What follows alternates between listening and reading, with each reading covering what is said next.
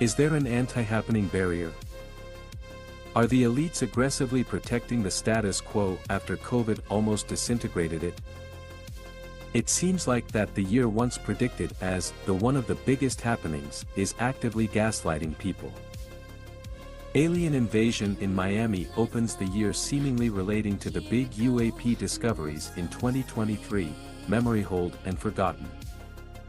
Jews in sewers, extremely shady, also memory hold. Carrington Event 2.0, for solar storms and they barely affected radio signals. Several elections around the world, barely anything shifted in politics. Eclipse prophecies, just schizo bumbling. Trump assassination, 99% close to succeed, and yet it didn't. Russia invasion by Ukraine, Putin is cucking out. Israel almost causing WW3 with historic USA enemy, Iran also cucked out. Pox, false alarm. You could say, stuff happens all the time, however each of these events were all pretty big and serious, historical even, some unusual, yet their impact was minimal besides dominating the news for 1 week at best, resolving into nothing without any change to our world's condition. How is even possible that none of these events evolved into something gigantic? The slow decline keeps going while the rich and elites drink champagne. Nothing ever happens. It kinda does, but it actually doesn't.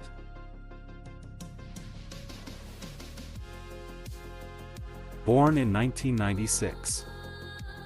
2007 was the year where the big American lifestyles of the 80s and 90s became untenable, remember $4 gasoline and massive SUVs? And Hollywood became noticeably less creative. This is where you started seeing trash culture become untouchable in the media.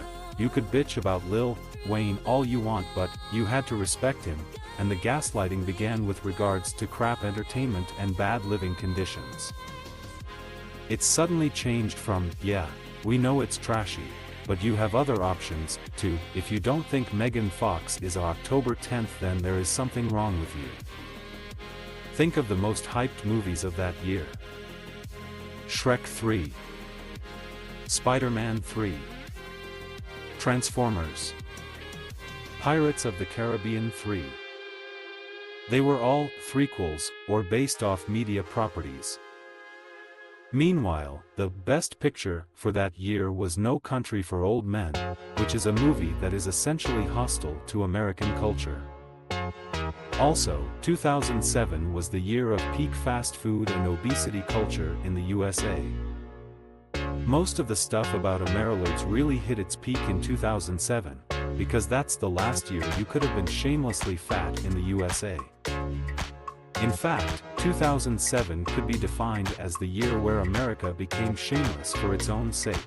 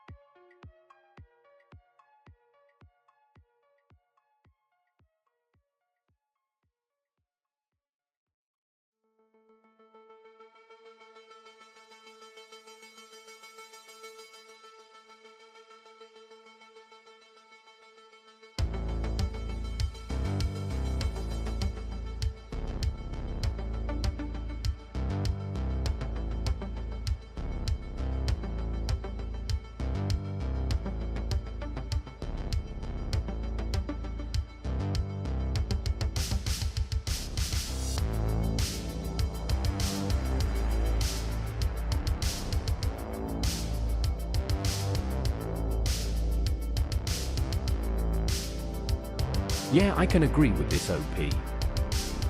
People don't pay enough attention to how much society has changed since then. Life is more stressful. Things were still pretty normal to the point I could ignore things changing up until around 2012 to 2014. But every year since then, people have picked more and more things to fight, argue, and witch hunt others over. It's bad.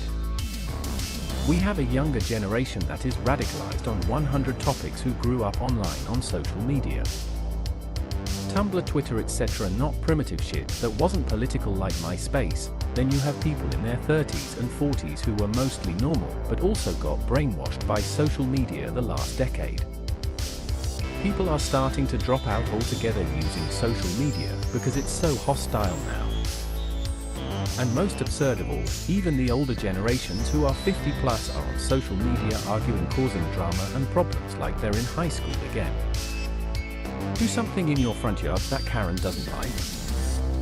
She will take a picture of you to put on the neighborhood Facebook group. Not really a healthy way for people to live. In the 2000s, the internet was a place to get away from life's bullshit. Now it's something that bleeds into the real world and makes the world exponentially worse. People who don't understand this dynamic changing simply haven't paid attention or weren't around long enough to notice the shift. The real world of going outside and simply living your life and connecting with normal people died at some point during the late 2000s, early 2010s.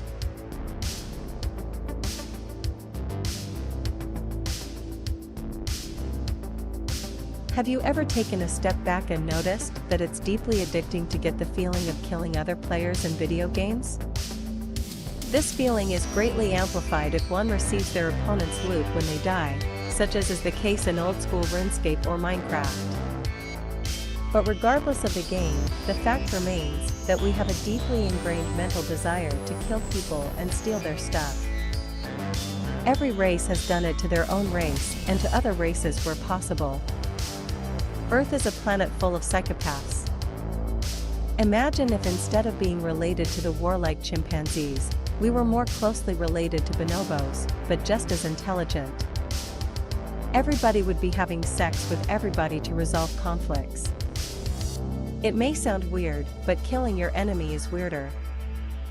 I don't know what I did to deserve incarnating into a human body that has dreams of killing other players in video games, but I'm disgusted by how addicting the feeling is.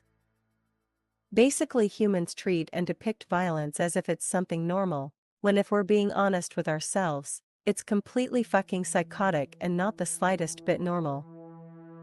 But everyone does it, so it's not seen as bad. Thoughts? So then I guess the only solution to the problem of war/conflict would be if there were unlimited resources. Would zero-point energy solve this problem if we unlocked it? Another thought I have is inspired by Robert Monroe's work. People who have used the gateway process to astral travel have created a Paris-style street cafe realm at a certain focus level as a meeting-up point for people who use the gateway process, before jumping off together into higher realms/focus levels.